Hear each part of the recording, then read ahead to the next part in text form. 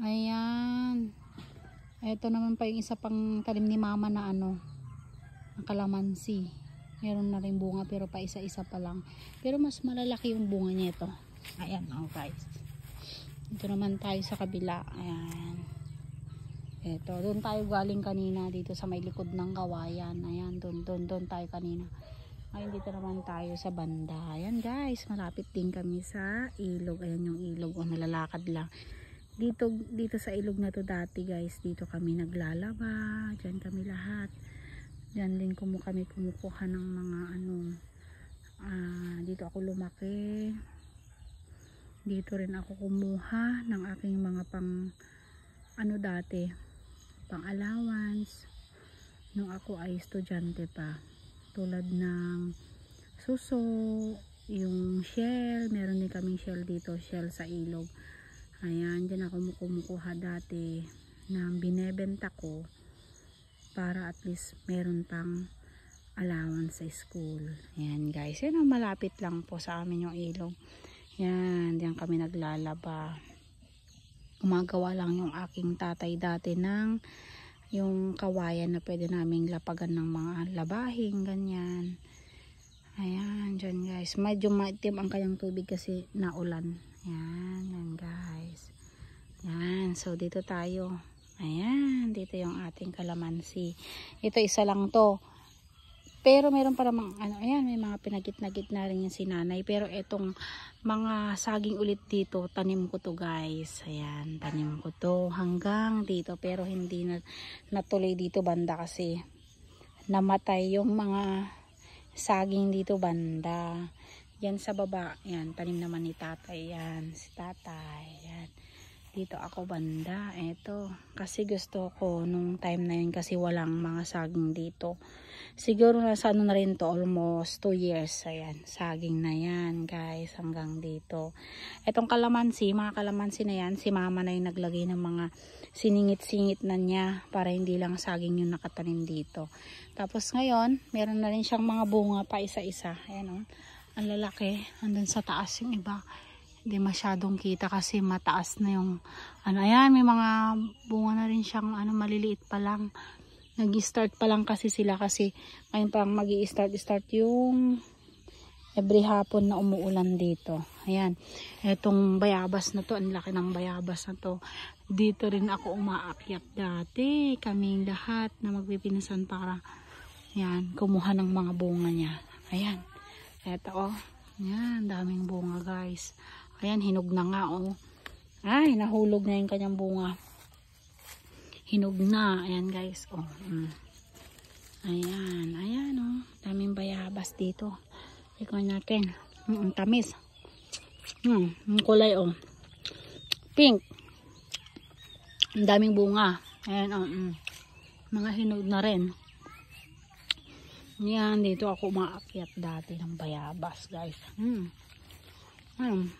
Hinog na yung mga bunga sa puno. Ayan oh. Ang sarap guys. Ayan. Nakakamiss talaga ng province life. Ayan. Ayan. Ang dami. Sinisip-sip ng honey yung kanyang bunga. Katas. Ayan. Hinog na siya oh. Puro hinog. Yan o, mga hinog. Ayan, nag-i-start pa lang din tong bayabas na to sa gilid. Pero ang daming bunga. Ayan o. Ang daming bunga. Yan, sanga-sanga. Ang daming bunga sa mga sanga-sanga niya. Kasi tag-ulan. Pag tag-ulan kasi mabilis mag-ano yung mga halaman dito. Ay na puro hinog na to. Nga pink pa yung kanyang bunga. Tutubo na naman ulit yan guys. Ang daming bunga. Ay mga ito yung puno niya Naakyat namin to hanggang ngayon. Buhay pa tong bayabas na to. Ayan guys. Malapit lang to sa bahay namin. Kaya pag dumating ako dati galing sa school, ayan yung bahay namin. Dito lang, bababa ka lang dito. Ayan, dito na kami umaakit ng puno. Bunga ng bayabas dati. Ngayon, ayan na, medyo humiga na yung kanyang mga sanga. Kaya mabilis silang akyatin ng mga bata. Mga pamangkin na gustong kumuha ng mga bunga na ito. Ayan, dami. Ayan, ang laki doon sa tuktok.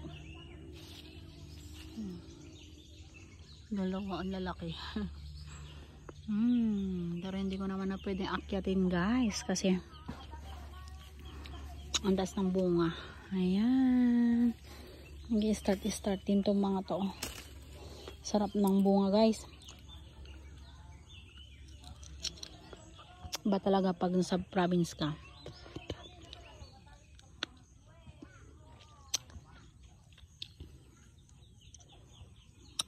Sarap.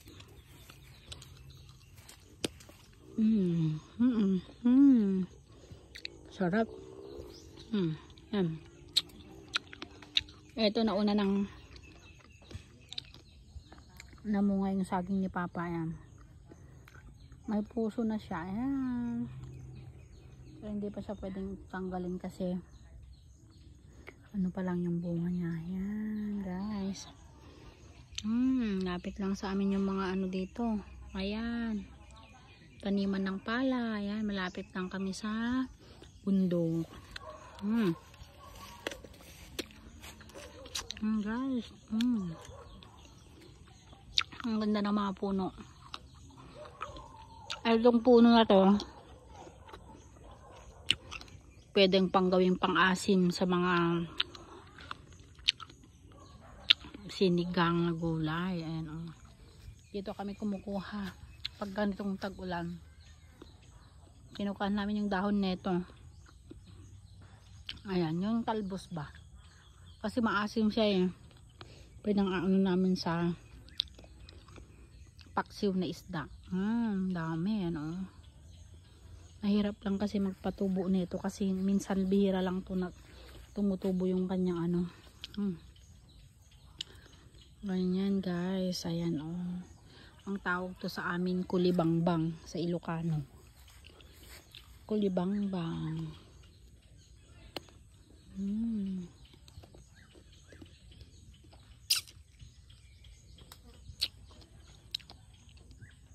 Lalaki ng mga puno. Dalawang puno to. Ayan guys. So mamaya ulit. Bibidyo tayo ulit mamaya guys. Okay. Bye bye. Thank you for watching.